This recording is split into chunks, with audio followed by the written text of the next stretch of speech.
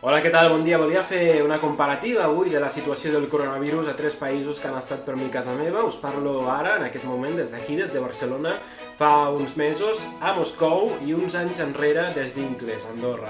Començaré parlant justament del Principat andorrà perquè, com vaig poder ja informar l'altre dia, allà els ciutadans han començat el desconfinament. Han estat un mes a casa, però ara, amb horaris i restriccions, que no agraden a tothom, òbviament, doncs ja estan sortint al carrer. És important destacar que allà la reclusió a casa ha sigut una qüestió completament voluntària i que no s'ha aplicat l'estat d'alarma, perquè de fet ni tan sols tenia una llei que donés cobertura a aquesta situació al país. Es va aprovar per unanimitat fa just un mes, el 23 de març passat, i no hi ha hagut ni una sola sanció. La policia en destacava el comportament que ha sigut exemplar dels andorrans de totes les parròquies. De fet, també el seu model d'aquesta gestió de la crisi s'hauria pogut importar aquí, sent un referent per a pobles de Catalunya, com ho va ser en el seu temps el MAT, el model andorrà de triatge, un model que s'aplica als hospitals catalans i espanyols amb molt d'èxit. Hem de dir, però, ja que parlem d'hospitals, que el centre Nostra Senyora de Meritxell no tenia prou personal sanitari i que van haver d'intervenir els metges i altres professionals cubans.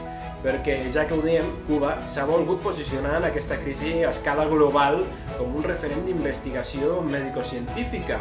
He vist moltes piulades de cubans que estan orgullosos d'aquesta exportació de talent, però també moltes altres piulades que han estat molt crítiques amb la situació endèmica d'abandonament de l'illa.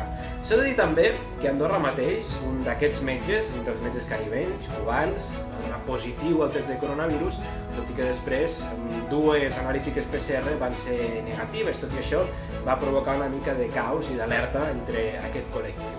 D'Andorra voldria també acabar destacant la transparència que hem pogut veure a través del propi web del govern, amb totes les dades actualitzades i que ens donen 37 defuncions a dia d'avui. Andorra és un país petit i a escala de pobles o comarques la seva gestió es podria aplicar a Catalunya, si no fos perquè aquí qui ha centralitzat totes les competències és Espanya. Ja és tard ara per opinar si les coses haurien pogut ser diferents, si s'hagués confinat Madrid des del principi, però encara estem veient una pròrroga rere una altra d'aquest estat d'alarma i aquí alguns volen veure si és que no hi ha realment una tensió en clau política. Aquest virus que no entiende de fronteres i que lo paramos unidos ha posat de manifest que les coses s'haurien pogut fer d'una altra manera. Recordem que ja hi ha més de 9.000 morts a Catalunya, que comptabilitza de forma diferent a les estadístiques oficials del govern central i que són més de 22.000 a tot Espanya els morts. Aquesta dada sí que és segons el criteri de la Moncloa. Ara caldrà veure com es fa el desconfinament progressiu que ja s'ha anunciat dels nens. I mentre cada tarda, a les 8 en punt, puntualíssim sempre, ressonen els aplaudiments des dels balcons,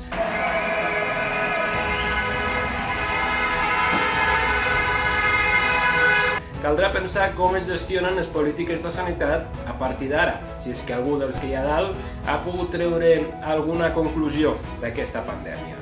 Poc més puc dir, ja la sabeu la meva opinió sobre la despesa militar que ens podríem estalviar. I parlant de militarització de la crisi, em venen també al cap les imatges dels tancs russos campant per Europa amb material sanitari, o els avions que s'han enviat amb mascaretes i respiradors i que paral·lelament, segons alguns mitjans com Medusa, així ho denunciaven, deixaven a la pròpia Rússia sense estoc per als seus ciutadans. Altres imatges criticables arriben també amb vídeos que circulen per la xarxa i que mostren operaris que tan sols es fan la foto, fent veure que estan desinfectant, però que es deixen tota la feina per fer i que marxen després d'això. Com a mínim, Putin sí que ha donat vacances pagades a tot el país, tan aviat començaven a esclatar els primers casos de coronavirus. Són 513 morts, segons l'últim balanç de les oficials russes. Hi ha també alguns mitjans que han aprofitat per a fer carnassa de tot el que faci el president rus. Per exemple, la BBC titula que trontolla el poder faraònic de Putin i que el que no ha aconseguit tombar la gent ho pot aconseguir el virus, perquè recordem que aquest abril, mentre el petroli i la moneda nacional cauen, s'havien de votar els canvis a la Constitució que li permetrien aferrar-se encara més anys al poder de la nació. Veurem com acaba, perquè el que passarà és completament incert, com també és incerta encara si hi ha immunitat un cop passada la malaltia.